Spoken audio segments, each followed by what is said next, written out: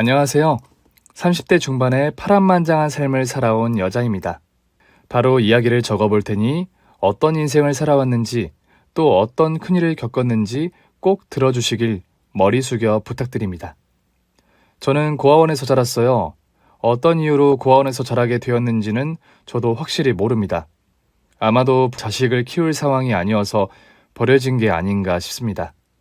고아원에서 만 18세까지 자라고 독립을 하게 되면 나라에서 자립지원금 500만 원이 나와요.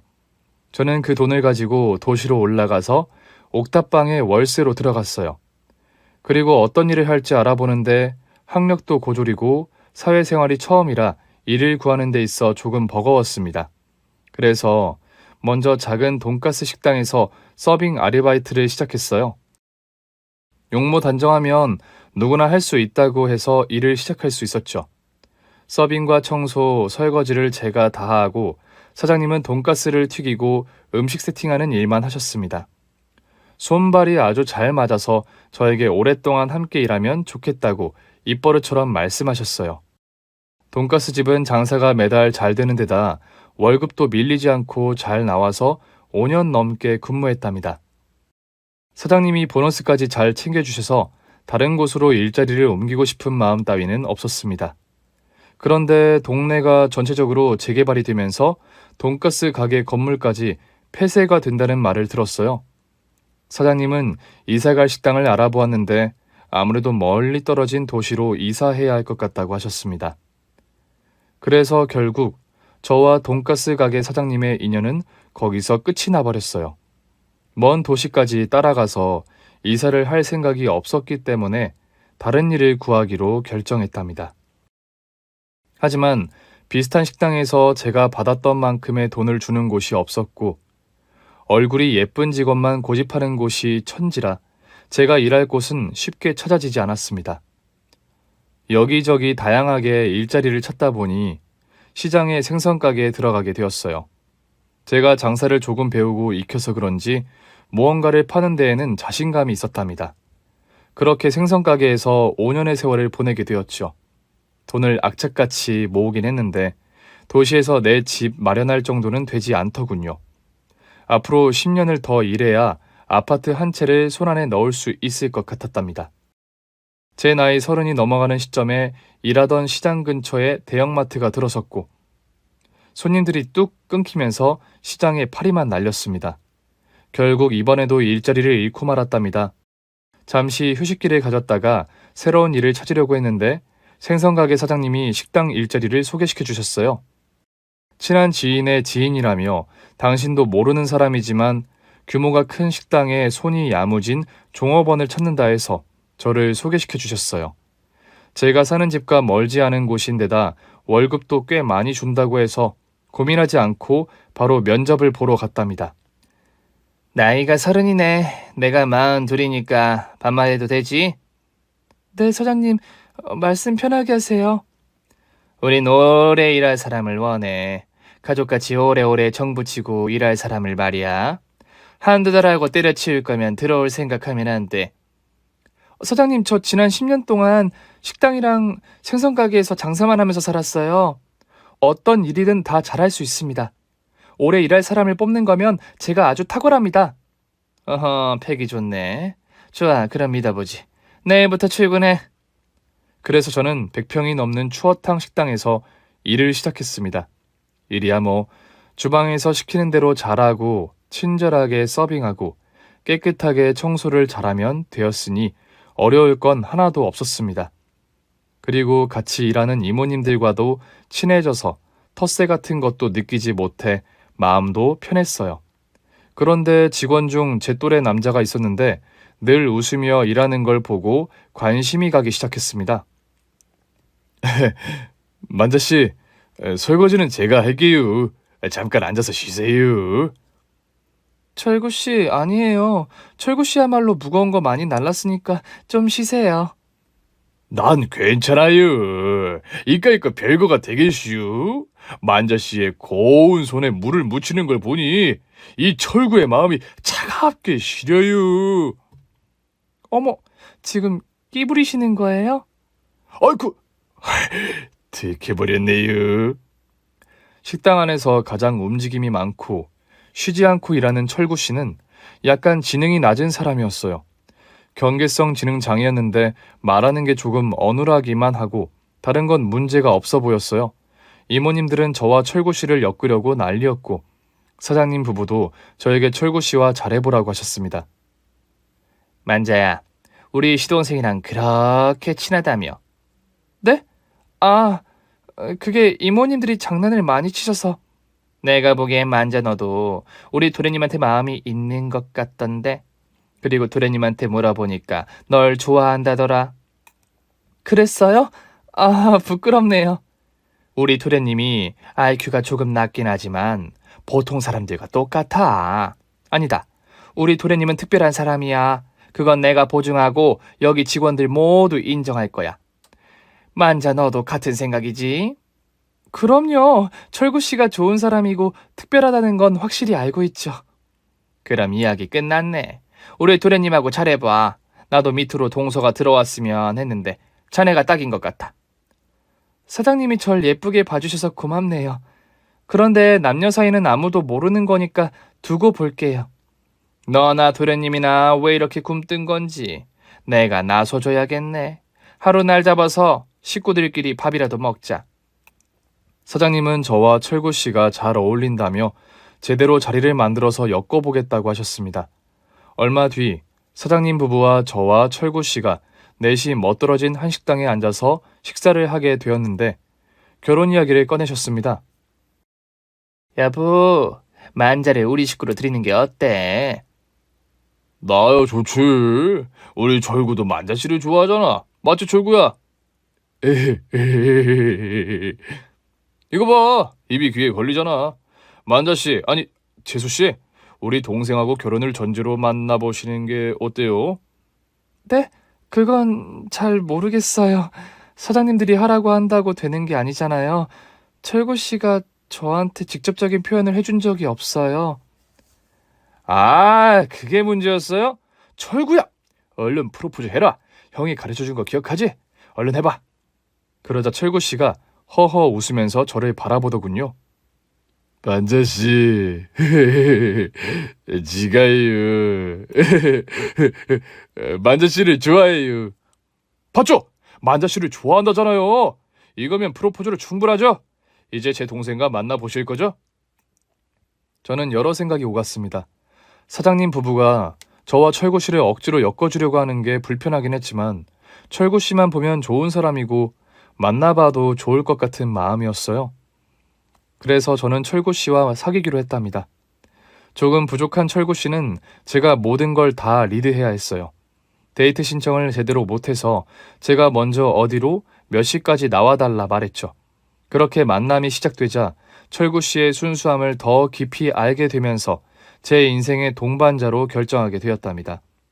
천의 고아이자 가진 것도 배운 것도 없는 저에게 철구 씨는 과분한 남자였으니까요. 이 사람을 놓치지 않고 행복한 가정을 꾸려서 잘 살아봐야겠다는 확신이 들었습니다. 연애를 6개월 동안 했고 결혼 준비를 이어갔어요. 아주버님과 형님은 빨리 결혼하라고 달달 볶았답니다. 시부모님은 일찍 돌아가셔서 아주버님이 신혼집을 마련해 주었는데 아주버님 부부의 바로 윗집이었습니다. 집이 오래되고 낡긴 했지만 저희 두 사람이 사는 데는 괜찮은 것 같아 받아들였어요. 그리고 결혼식은 생략하자고 하셨습니다. 만자야, 결혼식은 사치야. 그냥 혼인신고해서 둘이 잘 살면 되는 건데 뭐하러 비싼 돈 써가면서 결혼식을 올리는지 모르겠다니까. 우리 부부도 결혼식 같은 거 안 했으니까 너도 그냥 결혼식은 생략해라. 아, 그래요? 그럼 형님 말씀대로 혼인신고만 할게요. 사실 저도 고아 출신이라 부를 사람도 없었어요. 역시 우리 동서는 말이 통한다니까. 아주 현명한 결정했어. 그럼 내가 도배랑 장판은 갈아줄 테니까 나머지 혼수는 동서가 채워. 네? 혼수요? 이미 중고 가전이랑 가구를 드렸잖아요. 얘가 왜 이래? 우리 집에 시집 오면 윗사람을 챙겨야지. 너랑 내 남편이 사는 집에 가구를 싹 바꿔야 하니까 그걸 혼수로 해온다고 생각하면 돼. 형님, 그럼 애초에 중고 가전을 형님 댁에 드렸으면 되잖아요. 제가 새로 사는 건 저희 집에 놓고요. 저희 집? 동서, 뭔가 착각한 모양인데 우리가 자네 신혼집을 공짜로 마련해 준 거잖아. 잠깐, 자네 지금 돈 쓰는 게 아까워서 따지는 거야? 사람 그렇게 안 봤는데 아주 계산적이구나. 제 말은 그게 아니라 새 혼수를 해올 거면 저와 남편이 사는 집에 드리는 게 당연한 거잖아요. 고아라서 그런가 굉장히 이기적이네. 동서, 어디 가서 이런 식으로 사람 무안 주고 그러지 마. 그러다 욕먹어. 무조건 내가 시키는 대로 해. 우리 부부가 자네 부부한테 일도 주고 집도 줬는데 그 정도는 기본적으로 해야 해. 또 말대답하면 나 화낸다. 네, 알겠어요. 형님이 원하는 대로 해드릴게요.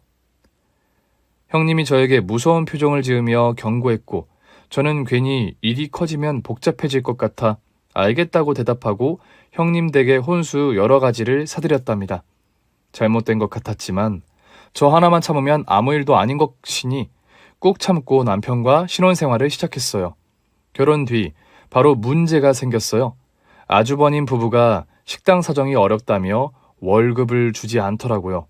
첫 달은 아무 말도 하지 않고 지나갔는데 두 번째 달도 한 푼도 주지 않더라고요. 형님, 손님이 이렇게나 많은데 왜 자꾸 적자가 나는 거죠?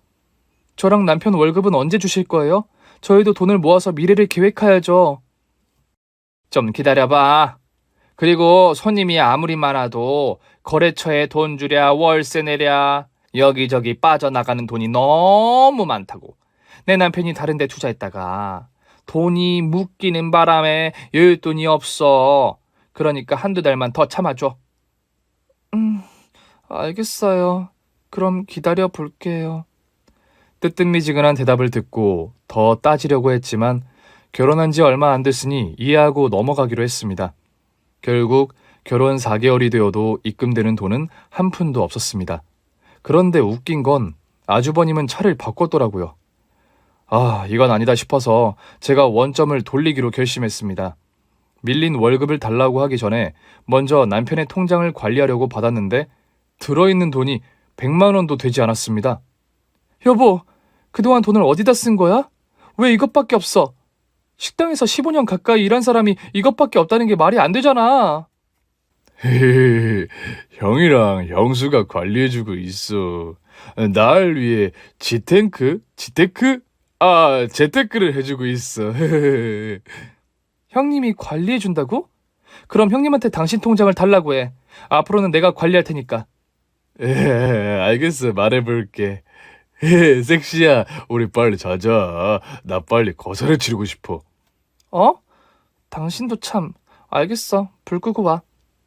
그이는 행동하는 게 이성적이지 못했고 감정에 따르고 본능에 충실했습니다. 남편과 그날 밤 아주 뜨겁게 활활 타올랐고 이튿날 식당에 출근했어요. 하품을 쩍쩍하면서 설거지를 하는데 형님이 다가오더니 말을 걸더군요. 동서, 어젯밤 좋았나 봐. 우리 서방님이 여자가 처음이라 아마 많이 피곤하게 할 거야. 네, 형님. 그런 것 같아요. 동서 사랑받으니까 얼굴이 더 예뻐졌어. 이러다 금세 아기가 들어서겠는데. 아니에요. 결혼한 지 얼마나 됐다고요. 아, 형님, 제 남편이 무슨 말 안 해요? 무슨 말? 나한테 할 말 있어? 월급 때문에? 아, 내가 말했잖아. 조금만 기다려달라고. 월급도 그렇지만 다른 문제도 있어서요. 제가 이제부터는 남편 통장을 관리하려고요. 그런데 그이 통장을 보니 텅 비어있더라고요. 그이한테 듣기로 형님이랑 아주버님이 재테크하신다고 관리 중이라던데요. 어? 아닌데. 우린 매달 현금으로 서방님한테 월급 나가고 있는데. 이상하다. 분명 두 분이 관리해준다고 했는데요. 뭐야? 그럼 내가 거짓말이라도 하고 있다는 거야? 아니에요. 그런 게 아니라 그이가 돈을 벌어서 어디다 쓸 사람이 아니잖아요. 알뜰살뜰한 사람인데 통장에 돈이 하나도 없어서 물어봤더니 형님네가 관리 중이라고 대답했다고요. 아무래도 안 되겠어요. 그이 돈의 행방을 제가 찾아봐야겠어요. 동서, 서방님이 게임을 좋아해서 갖다 썼을 거야. 게임을 하면서 아이템인지 뭔지 비싸게 주고 산 게 한두 번이 아니었다고. 아마 게임에 돈을 썼을 거야. 그게 아니면 인터넷 도박을 했을지도 몰라. 에이, 제 남편이 그런 짓을 할 사람인가요? 형님도 알다시피 그의 지능이 일반 사람보다 낮은데 어떻게 게임을 하고 도박을 하겠어요. 고스톱 규칙도 모르는 사람이라고요. 그러자 형님은 구겨진 인상으로 부엌에서 나가버렸습니다. 그래서 사자대면을 하게 되었어요.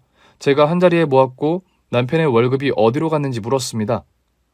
제수씨, 철구가 번 돈은 철구가 알아서 썼겠죠. 다 큰 애가 어디다 썼는지 알아서 뭐 할 겁니까? 아니, 두 분이 관리 중이라고 들었다고요. 여보, 말해봐. 맞아. 형아랑 형수님이 관리해준다고 했어. 나중에 크게 부풀려서 돌려준다고 했어. 이 자식이 어디서 거짓말을 해? 등신 같은 모질이를 동생으로 둬서 개고생하가며 돌봐줬더니 이제 와서 돈을 안 받았다고 거짓말을 해? 야, 철구, 말 똑바로 해. 다시 말해봐. 네가 받을 돈을 어디다 썼어? 너 그거 게임하는 데 썼잖아. 오, 그랬나? 아, 그런가? 형아가 말하는 게 맞는 것 같아. 나 게임 좋아해. 들었죠, 재수씨? 똑바로 알지 못하고 우리한테 이런 식으로 따지면 됩니까? 아니, 아주버님, 무섭게 겁을 주니까 이 사람이 놀라서 동요하는 거잖아요. 아, 몰라. 우린 분명히 돈 줬으니까 이런 짓거리 좀 그만해요. 그렇게 미덥지 않으면 고소라도 하든가. 고소라뇨, 아주버님. 그냥 철구씨 돈의 행방을 알아보려고 물은 거잖아요. 알겠어요. 저도 여기서 그만할게요. 대신 앞으로 제 남편이랑 제 월급은 제 통장으로 넣어주세요. 그 정도는 들어주실 수 있죠? 저는 두 사람이 과거 남편에게 월급을 주지 않은 느낌이 들었지만 확실한 증거가 없으니 그 정도만 하고 말았습니다. 제가 그의 아내였으니 모든 걸 제대로 돌릴 생각이었어요. 그런데 다가온 월급날, 제 통장으로 70만 원만 들어왔답니다. 최소 500만 원이 들어와야 하는데 왜 이것밖에 들어오지 않았는지 물어보려고 형님에게 물었습니다. 형님, 저희 월급이 잘못 들어왔어요. 남편이랑 저랑 더해서 500만 원 주셔야 하는 게 맞는데 왜 70만 원 들어왔죠? 다시 확인해 주시고 입금해 주세요. 그거 맞게 들어간 건데. 원래는 50만 원만 넣어야 하는데 내가 인심을 쓴 거야. 네? 그게 무슨 말씀이에요? 저희 부부가 하루 12시간씩 일했는데 둘이 더한 월급이 그것밖에 안 돼요? 말 그대로야. 제대로 입금해 준 거야. 자네가 사는 신혼집 우리 남편 명이잖아. 월세 150만 원, 관리비 50만 원 해서 200만 원 까고 우리 식당에서 30세끼 먹으니까 식비랑 간식 다 해서 200만 원 까고 식당에서 일 배운 거 교육비로 50만 원 까서 남은 돈 50만 원인데 20만 원 보너스로 채워서 70만 원을 입금한 거야. 형님 지금 농담하시는 거죠? 월세가 관리비까지 200만 원인 것도 웃기고 식비가 200만 원이라고요? 교육비는 또 뭔데요? 입 아프게 하지 말고 서방님한테 계약서 보여달라고 그래. 우리 집에 들어오면서 계약서를 썼거든. 계약서요? 도대체 무슨 계약을 했다는 거예요? 그리고 월세를 받으실 거면 저한테 혼수를 왜 받아가셨어요? 나 참, 먹여주고 재워주고 시집도 보내줬더니 나한테 보따리를 내놓으라는 거야? 자네가 마음의 선물로 준 걸 가지고 치사하게 따질 셈이야, 동서? 아, 그렇게 안 봤는데 아주 계산적이네. 어쨌든 난 할 말 다 했으니까 그만 따져. 형님은 제 말을 무시하고 하루 종일 피해 다녔습니다. 그이가 작성한 계약서와 각서를 봤더니 이건 완전 대놓고 노예로 부리겠다는 것이었어요. 이건 법적 효력이 없는 건 당연해서 찢어버렸습니다. 그리고 더 이상 이렇게는 못 살겠다 싶어서 남편과 상의해서 노동청에 찾아가기로 마음먹었어요. 제대로 보상받고 시숙 부부와 떨어져 지내는 게 좋을 거라 판단했습니다. 여보, 우리 여기서 그만 일하자. 형님이랑 아주버님이 우릴 노예처럼 부릴 생각인 것 같아. 안 돼.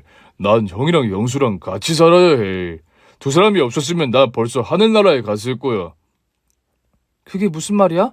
하늘나라라니. 내가 죽을 고비가 있었는데 형아가 구해줬어. 찾길에서 사고 당할 뻔했는데 날 살려줬단 말이야. 형아가 아니었으면 난 당신이랑 결혼도 못했을 거야. 그이는 아주버님이 사고를 당하지 않게 구해준 것과 여러 에피소드를 말해주며 가족들의 소중함을 일러주었습니다. 그러니 저는 이 집에서 탈출하자는 말을 더는 하지 못하고 생각만 깊어졌답니다. 그런데 얼마 뒤 재료 창고에서 아주버님 부부가 나누는 대화를 엿들었습니다. 아, 짜증나. 고아년을 데리고 오면 똑같이 노예로 써먹을 줄 알았는데 제대로 틀렸네. 거봐, 내가 결혼시키지 말자고 했잖아. 아니, 이왕이면 하나보다 둘을 노예로 부리면 좋잖아. 조금 더 길들여 볼 테니까 두고 보자고. 길들여지지 않으면 잘라내버려. 길게 끌 필요 없다고. 내 동생 봐봐. 내가 주입식 교육을 했더니 내가 생명의 은인인 줄 알잖아. 내가 없으면 하늘이 무너진다고 생각하는 놈이라고. 서방님은 모질이니까 가스라이팅이 쉽지만 동소년은 생각보다 똑똑해. 천의 고아라서 관심 좀 주면 감동받고 순한 양이 되어 내 발로 기어다닐 줄 알았더니 이게 맹수가 돼서 날 잡아 뜯어먹으려고 한다니까? 걱정하지 마. 아직 혼인신고 안 했으니까. 더 지켜보고 아니다 싶으면 내가 동생 시켜서 쫓아낼게. 저는 그날 두 부부의 저희를 제대로 알게 되었습니다. 저에게 결혼을 보챈 것도 하나의 노예를 두기 위해서였고 월급을 일부러 안 줬던 것도 길들이려고 하는 짓이었죠. 그래서 가만히 있지 않으리라 다짐하며 잠시 움츠린 개구리가 되기로 했어요. 움츠린 개구리가 더 멀리 뛰는 법이니 당장 이빨을 드러내지 않았어요. 며칠 더 지켜보고 대화를 시도해서 임금 문제를 해결하기로 결심했어요. 형님에게 다시 가서 말했더니 70만 원에서 100만 원으로 올려준다고 하더군요. 그건 역시 어이없고 기가 차는 월급이었습니다. 저희 부부가 일주일에 하루 쉬고 12시간씩 일하는데 그런 터무니없는 월급을 주겠다고 하니 더는 봐줄 수가 없었어요. 형님, 이거 착취예요. 노동착취요. 그동안 제 남편한테 이런 식으로 돈을 떼어먹고 살아왔나 본데 이거 제가 다 까발려서 보상받게 해줄 겁니다. 아이고, 우리 동생은 무서워서 말을 못하겠네. 그래, 하고 싶은 대로 해. 천의 고아를 받아줬더니 눈에 불을 켜고 돈을 뜯어내려고 하네. 아주 기막힌 년이야. 형님, 진짜 이런 식으로 나오실 거예요? 저 정말 노동청에 찾아가도 괜찮겠어요? 내가 이 말까지 안 하려고 했는데 두 분이 나누는 대화를 들었어요. 제가 천의 고아이니 길들여서 노예처럼 부려먹겠다고 하셨죠. 노동청과 노예라는 말이 나오자 형님이 꼬랑지를 내리더군요. 이거 참, 그 말은 그냥 화가 나서 뱉은 말이었어. 진심이 아니었다고. 그래, 내가 사과할게. 아, 동섭, 미안하게 됐어. 터무니없는 월급 줘서 진짜 미안해. 그런데 우리가 사정이 여의찮아서 이번 달까지만 그렇게 줄게. 다음 달부터는 정상적으로 입금해 줄게. 밀린 것까지 모두 다. 휴, 정말이죠? 이제야 대화가 통하니 다행이네요. 그럼 형님 말씀 믿고 기다리겠습니다. 제가 여러 번 발끈하고 나서야 약속을 받아냈습니다. 그런데 얼마 뒤 재료 창고에 들어가려는데 창고 안에서 남편 목소리가 들렸어요. 형아, 미안해. 그만해. 철구 아프다. 야, 네 마누라랑 이혼해야겠다. 천의 고아라고 해서 우리 말 잘 듣는 짐승이 될 줄 알았는데 뚜껑을 열어보니 폭탄이었네. 돈 타령이 끝나지 않을 것 같으니까 이혼해야겠다. 오늘 집에 가서 네 마누라한테 쌍욕하고 귀싸대기를 날려. 알겠지? 형아, 난 마누라 사랑해. 그럴 수 없어. 그럼 네가 잘했어야지. 왜 월급 통장을 네 마누라가 관리하겠다고 나서는 거야. 다 필요 없고 네 마누라랑 찢어지고 다시 혼자 살아. 꼭 그래야 해, 형아? 나 만자 사랑한단 말이야. 이혼 못해. 네가 아직 덜 맞았구나. 그래, 네 주둥이에서 네라는 대답이 나올 때까지 여기서 끝장을 보자. 저는 창고 문을 확 열어 젖혔습니다. 아주버님, 이게 뭐 하는 짓이에요? 제 남편한테 왜 손찌검을 하면서 이혼하라고 부추기고 있는 거냐고요? 남편은 제 등 뒤로 달려와서 몸을 움츠렸습니다. 맞아, 나 무서워. 형아가 자꾸 이혼하라면서 괴롭혀. 당신 괜찮아? 다친 데 없어? 아주 꼴값들을 떠네. 등신놈한테 고아기집을 붙여줬더니 주인한테 까부네. 야, 고아년, 너 나가. 내 등신 동생이랑 이혼하고 꺼지란 말이야. 아니요, 우린 같이 나갈 겁니다. 두 사람을 신고해서 벌을 받게 할 거라고요. 제 남편을 노예처럼 부려먹은 거 고발하고 방송국에도 제보하겠어요. 뭐라고? 노예? 저 모지리를 평생 보살펴줬는데 뭐가 어째? 인연이 돌아도 제대로 돌았구만. 어디서 이런 거지 같은 게 들어와서 까불고 있어. 아주버님이나 형님은 제가 남편처럼 가스라이팅을 당하고 바보처럼 착취당할 거라 판단했나 봅니다. 뜻대로 되지 않으니 무식하게 손찌검을 하는 것이었죠. 제가 아주버님과 침을 튀겨가며 말다툼을 하고 있는데 형님이 제 뒤에서 나타났습니다. 아니, 이게 뭐하는 짓이야, 동서? 자네는 위아래도 없어? 어디 윗사람한테 큰 소리를 치고 자빠진 거야? 형님, 당장 저희 월급 주세요. 밀린 거 다 주시고 제 남편한테 착취한 모든 돈을 돌려달라고요. 헤, 고민지 알고 결혼시켰더니 꼬리가 9개 달린 여우였네. 법으로 해보고 싶으면 그렇게 해. 밀린 월급 몇 푼이나 된다고 이 난리를 치는 건지 어이가 없다. 서방님, 그 고아기 집을 따라갈 거예요? 아님 우리랑 계속 같이 살 거예요? 난 마누라 따라갈 거예요. 하, 참나. 이 여우가 우리 서방님을 제대로 꼬셨네. 꼬신 게 아니라 이제야 제정신이 든 거겠죠. 더는 바보처럼 빼앗기지 않을 겁니다. 당신들이 얼마나 큰 죄를 지었는지 제가 낱낱이 까발려 줄 거라고요. 그러자 형님의 손바닥이 제 왼쪽 뺨을 세게 날아왔습니다. 나가. 너 같은 년은 처음부터 드리는 게 아니었어. 내가 사람 보는 안목이 없어서 잘못 드렸다. 서방님은 여기 남을 거야. 여보, 서방님 데리고 집에 가 있어. 못 나오게 막아버려. 알겠어. 그럼 당신이 이 여우를 책임지고 내쫓아버려. 아직 혼인신고 안 했으니까 쫓아버리고 다시 못 오게 해. 남편은 아주버님의 무서운 표정을 보고 덜덜 떨면서 집으로 끌려갔습니다. 제가 바닥에 넘어져 있는 바람에 이를 말리지 못했죠. 형님이 넘어진 저에게 뺨을 몇 차례 더 날리고 꺼지라고 경고했습니다. 야, 나가서 뭔 짓을 하든 상관 안 하니까 빨리 꺼져. 이게 어디서 멀쩡한 가족을 건드리고 지랄이야? 너 내 눈에 띄면 가만 안 둔다. 안 그래도 나가려고 했어요. 내가 다 고발해서 형님이랑 아주버님을 벌받게 하겠어요. 그런 말하면 내가 쫄 거라 생각했니? 얼마든지 해봐. 끼케야 벌금 맞고 끝날 거다. 아니, 벌금은커녕 역으로 네가 우리 식당에서 저지른 악행을 고발할 거야. 내가 무슨 악행을 했다고 이러세요? 그건 내가 알아서 만들 테니까 신경 쓰지 마. 재수 없으니까 빨리 나가. 저는 식당에서 나왔습니다. 바로 노동청을 찾아갔습니다. 제가 당한 모든 일들을 말했더니 제 편을 들어주면서 처벌하고 못 받은 돈을 받아주겠다고 하더군요. 남편이 아주버님 손에 잡혀 있어서 도움을 요청했는데 그건 직접 확인하겠다고 했죠.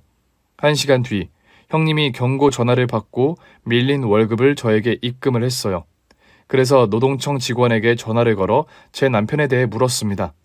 어떻게 도움을 줄 건지 말이죠. 선생님, 제 남편은 어떻게 되는 거죠? 연락해봤는데 김철구 씨가 피해당한 사실이 없다고 하셔서 마무리 지었어요. 네? 제가 분명 지능이 낮은 사람이라고 말씀드렸잖아요. 그이는 친형과 형수 되는 여자에게 가스라이팅을 당하고 있다고요. 돈 한 푼 못 받고 노동을 착취당하고 있다고요. 김철구 씨 형이 평생 동생을 돌봐왔다고 하던데요. 그리고 가족끼리 하는 일이라 이건 사건이 될 수 없어요. 피해자가 없는데 저희가 할 수 있는 게 없다고요.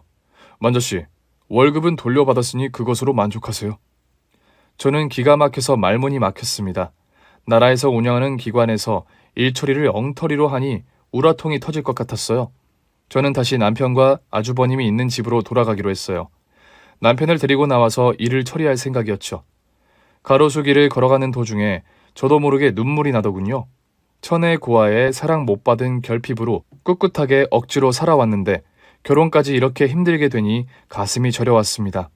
눈물을 닦으며 횡단보도 앞에 서서 신호를 기다리는데 건너편 현수막이 눈에 들어왔어요. 실종된 여자를 찾는 문구가 이렇게 적혀 있었습니다. 1990년 이수키 씨를 애타게 찾고 있습니다. 실종 장소 파주 부근 놀이터. 실종 당시 나이 3세. 그리고 실종 여성의 현재 모습을 예측하는 사진이 고화질로 보였습니다. 신호가 바뀌어 횡단보도를 건너며 현수막 속 여자를 자세히 들여다보았습니다. 눈썹 밑에 흉터와 턱에 살짝 있는 화상 흉터, 제가 가지고 있는 특징과 유사했죠. 그리고 여자의 사진은 마치 거울을 보는 것처럼 느껴졌어요. 저라는 걸 확신할 수 있었습니다. 온몸에 소름이 돋은 저는 남편을 구할 생각보다 이 현수막을 걸어둔 저의 식구를 먼저 찾는 게 우선이라고 생각했어요. 휴대폰을 꺼내 바로 전화를 걸었습니다. 저 현수막을 보고 전화드렸어요. 아, 그래요? 이수키 씨를 아시거나 보신 적이 있나요? 네, 매일 보고 있습니다. 거울을 보면 바로 보이거든요. 본인이 이수키 씨라는 말씀인가요? 혹시 장난 전화를 거셨나요? 그럼 장난은 하지 않는 게 좋을 겁니다. 전 서울지검에서 일하는 검사니까요. 장난이 아니에요. 현수막 사진을 보는데 거울 보는 기분입니다. 저와 많이 닮은 데다 실종된 것도 비슷한 것 같아요. 정확하게 말해 제가 고아원에서 자랐습니다. 만약 실종됐다면 제가 당사자일 수도 있다는 생각이 들었습니다. 그럼 이쪽으로 오시죠. 저와 부모님은 동생을 애타게 찾고 있습니다. 만나 뵙고 대화를 좀 나눠보고 진짜 가족으로 느껴지면 유전자 검사를 해주세요. 전화 너머의 딱딱한 여자와 대화를 끊고 바로 약속 장소인 대학병원으로 향했습니다. 이수키 모친이 입원 중인 병원이었죠. 제가 병실로 들어서자 다들 놀라서 턱이 빠지도록 크게 입을 벌리더군요. 세상에 진짜였어. 내 동생이 맞았던 거야, 엄마. 아빠, 수키가 돌아왔어. 어릴 때와 똑같구나. 정말 내 딸이 살아있던 거였어.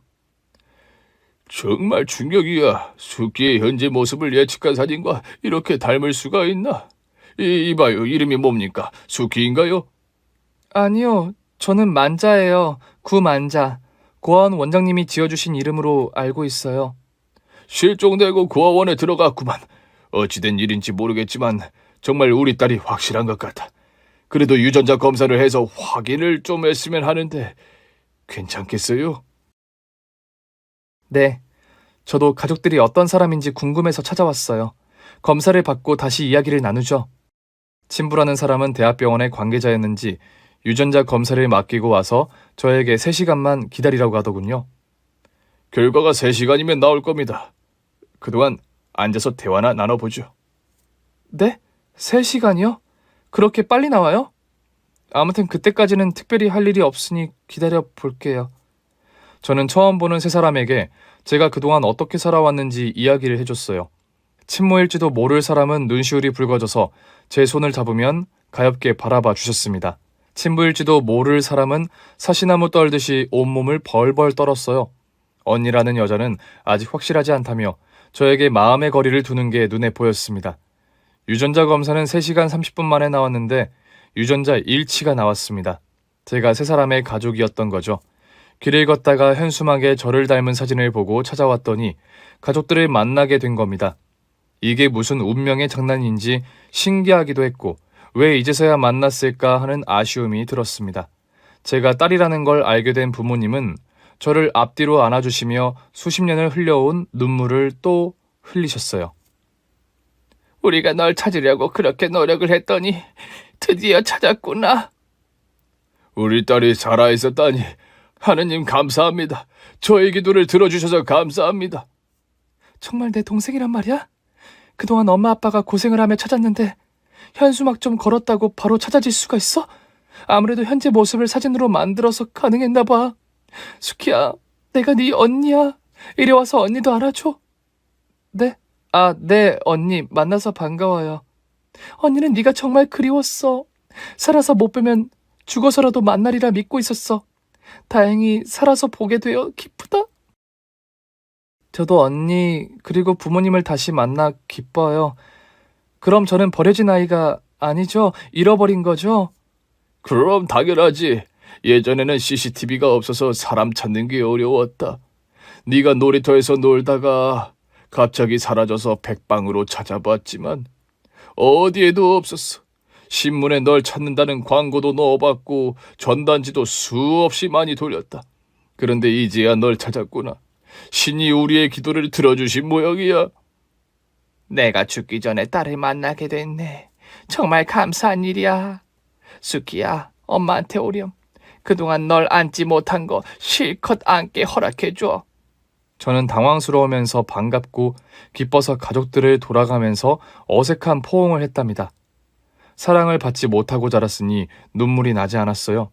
그렇게 부모님과 언니를 찾게 되자 제가 결혼 생활을 전해주었고 아주버님과 형님에 대한 이야기까지 모두 일러주었습니다.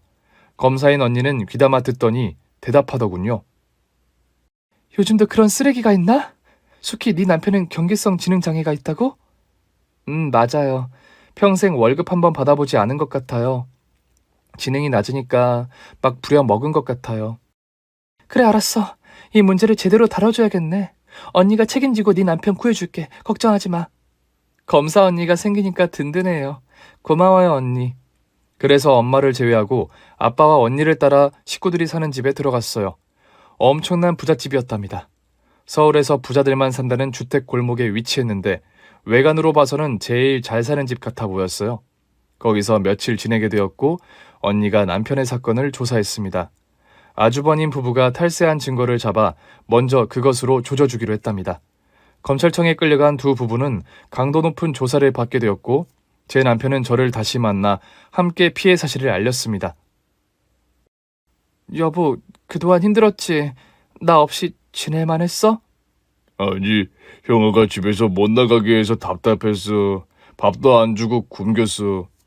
진짜 몹쓸 인간들이네? 이제 당신 형이랑 형수랑 안 보고 살 거야. 그렇게 할 수 있겠어? 응, 안 보고 살고 싶어. 너는 매 맞고 싶지 않아. 그리고 당신과 헤어지고 싶지 않아. 그이는 제가 쫓겨나고 매일 매를 맞고 벌을 서며 하루를 보냈답니다. 그러면서 식당의 굳은 일은 모두 도맡아서 했고요. 시숙 부부는 인두껍을 쓴 짐승들이 분명해 보였어요. 검사인 언니가 판사에게 두 부부에게 제 남편에게 무상으로 일을 시킨 것에 대한 보상을 정확히 하고 노동착취와 육체적 심리적 지배로 인한 고통의 무게를 벌받아야 한다고 징역 5년을 구형했습니다. 판사님은 지능장애가 있는 남편에게 합의금 15억과 징역 2년을 선고했습니다. 생각한 것만큼은 아니지만 감옥에 보내게 되어 속이 후련했고 남편이 받아야 할 돈을 돌려받게 되어 기뻤어요. 결국 두 년놈은 제 남편에게 줄 15억을 지불하려고 전 재산인 식당과 2층 주택을 아예 넘기기로 했답니다. 가진 걸 모두 내어놓고 감옥에 들어가게 된 꼴이 된 거죠. 두 부부는 재판을 받으며 저를 노려보며 가만두지 않겠다는 눈빛을 보내더라고요. 저야 든든한 백이 있으니 신경조차 쓰지 않고 있었답니다. 얼마 뒤 재산 정리가 되면서 아주버님의 식당은 남편 명의가 되었고 집 역시 남편의 소유로 바뀌면서 대반전을 이루게 되었습니다. 저와 남편은 변함없이 장사를 하며 지내고 있었고 얼마 뒤 임신이라는 축복을 받게 되었습니다. 이듬해 어여쁜 아들을 낳고 친정 식구들에게 보여줬는데 다들 어릴 적 저를 보는 것 같다며 행복한 미소를 지었답니다. 우리 딸을 찾은 지 얼마 안 돼서 손자까지 보내. 이제 엄마는 여한이 없다. 그만 저스승에 가도 되겠어.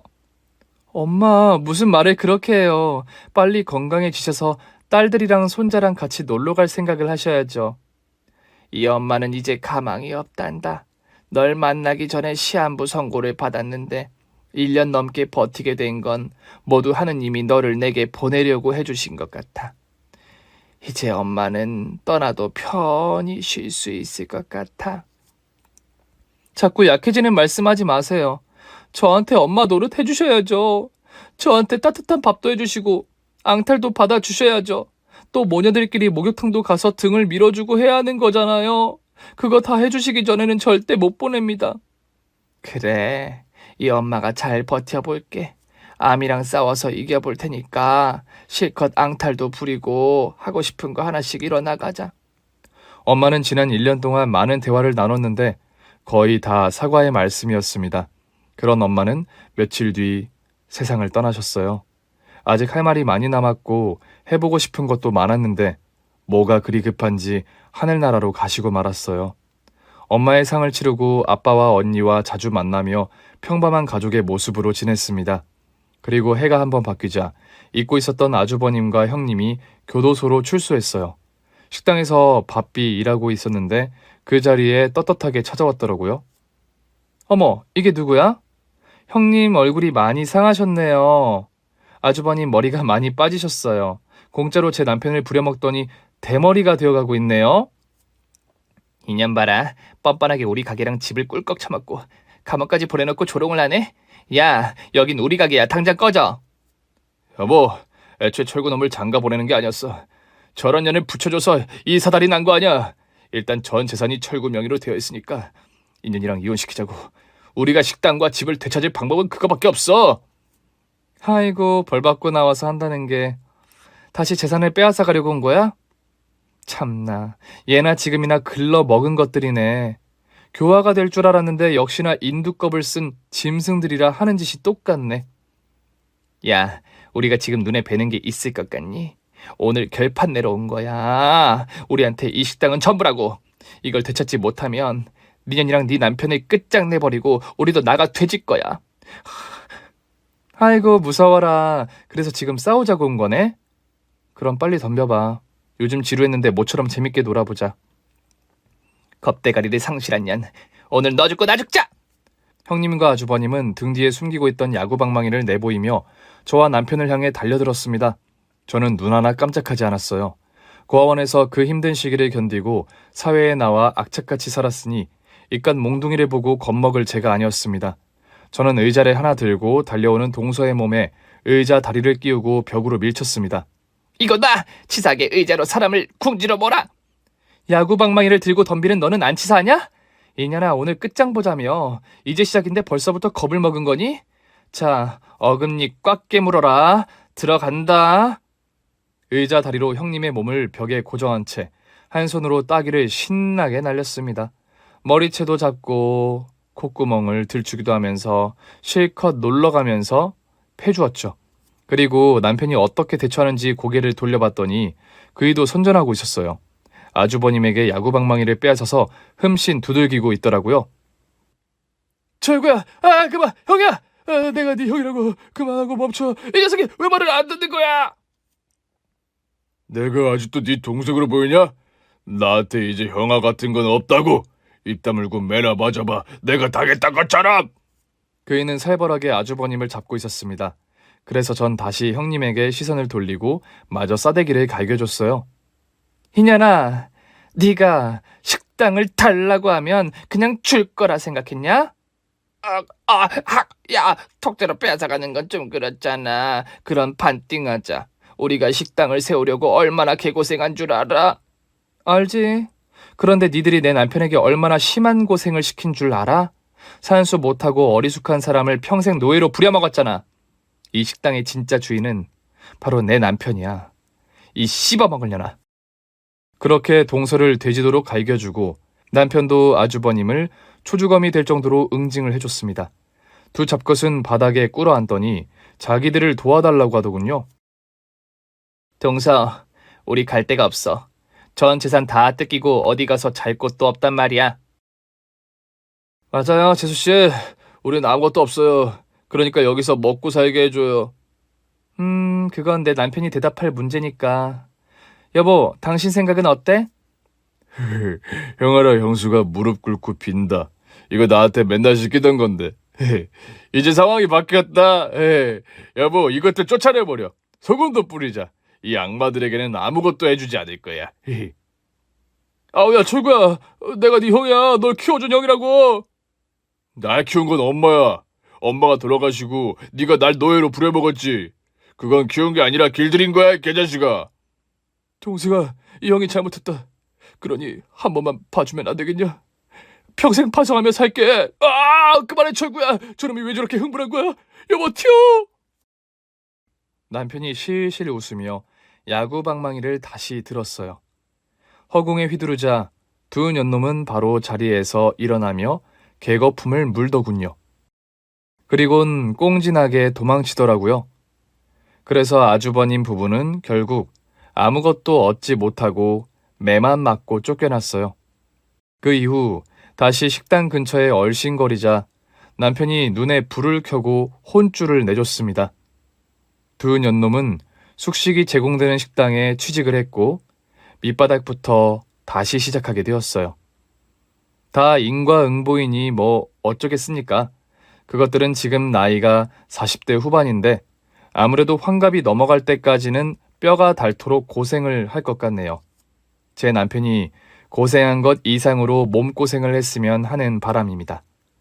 지금 저와 남편은 식당의 사장으로서 직원들과 함께 일하고 있고 아들을 건강하게 잘 키우고 있습니다. 남편은 자식이 자기를 닮아 장애가 있으면 어쩌나 걱정했는데 그이의 선한 마음을 닮고 아픈 점은 닮지 않았어요. 제 인생은 지금이 전성기인 것 같아요. 다시 찾은 친정 식구들과 자주 왕래하며 잘 지내고 있고 아주 평범한 삶을 살고 있답니다. 저의 사연을 끝까지 들어주셔서 진심으로 감사드립니다. 앞으로 또 재미있는 일이 생기면 사연을 추가로 보내도록 할게요. 세상에 고아로 자란 분들이 저의 이야기로 힘이 되셨길 바랍니다. 감사합니다. 오늘 준비한 사연은 여기까지입니다. 재미있게 들으셨다면 구독과 좋아요, 알림 설정까지 눌러주세요. 그럼 저는 다음 사연으로 찾아뵐게요. 오늘도 건강하고 행복하세요.